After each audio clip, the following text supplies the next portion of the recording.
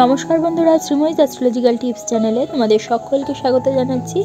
আজকে যে বিষয়টা নিউমারোলজিতে নিয়ে এসেছি সেটি হলো এবছরটি তোমার কেমন যাবে। সেটা দেখতে হলে প্রথমেই তুমি তোমার নামের সংখ্যাকে নিউমারোলজিক্যালি যে সংখ্যাতে আনা যায় অ্যালফাবেটগুলোকে, সেগুলোতে একটা সংখ্যায় নিয়ে এসে মানে একক সংখ্যায় নিয়ে আসতে হবে।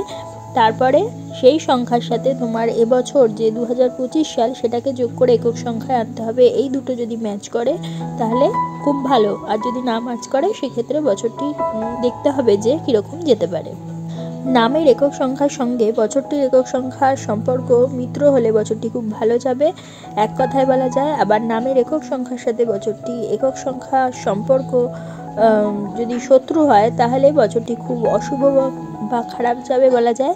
আবার নামের একক সংখ্যার সঙ্গে বছরটির একক সংখ্যার সমসম্পর্ক হলে বছরটি মধ্যম প্রকারের যাবে বলা যায়। এখানে একটি উদাহরণ নিলাম সুরভিদের পুরো সংখ্যাটাকে একক সংখ্যায় নিয়ে গেলে দাঁড়াচ্ছে হচ্ছে 9।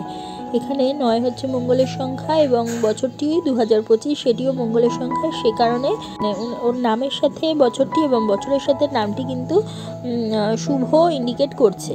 সে কারণে এই জাতিকার অবশ্যই 2025 সাল খুবই ভালো যাবে এটা বলা যায়। এবারে আরেকটি নাম নিলাম সীমা দে।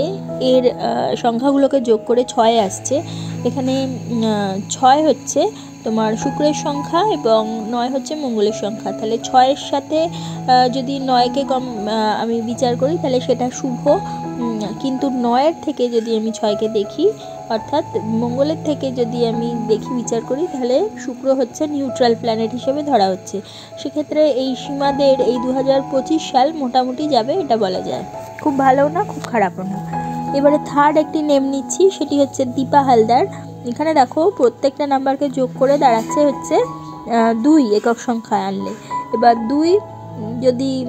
2 হচ্ছে চন্দ্রের সংখ্যা এবং 9 হচ্ছে মঙ্গলের সংখ্যা। তাহলে 2-এর থেকে এই চার্ট অনুযায়ী 9 অশুভ এবং 9-এর থেকেও 2 যদি ধরি তাহলে শত্রু গ্রহ হিসেবে দেখাচ্ছে।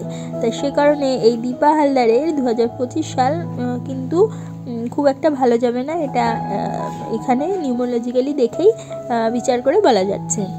তাহলে আজকে জানলে তোমাদের প্রত্যেকের নামের থেকে কিভাবে এই বছরের সাথে তুলনা করে তোমরা তোমাদের বছরটা কেমন যাবে সেটা দেখে নিতে পারবে।